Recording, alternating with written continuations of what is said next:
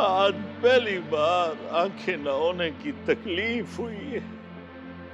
आज के लिए ही आंखें दे देता। बाबा साईं, हो मेरी मलकानी थी, मुझे कुछ समझ नहीं आ रही। खुदा का शुक्र अदा करूं या शिकायत करूं। दुरी खुद आ गई घर चल के। मेरी मोहब्बत दुआ थी मलकानी, दुआ थी, कबूल हो गई। कितनी बड़ी कीमत ली है इस दुआ ने। इसमें मोहब्बत की कोई गलती नहीं है।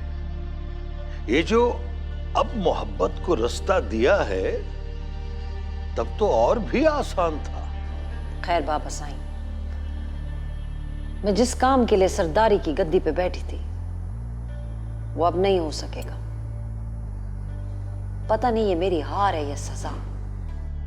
मलकानी थी, तूने अल्लाह के हुक्म पर अमल किया है। वो माफ करने वालों को पसंद करता है।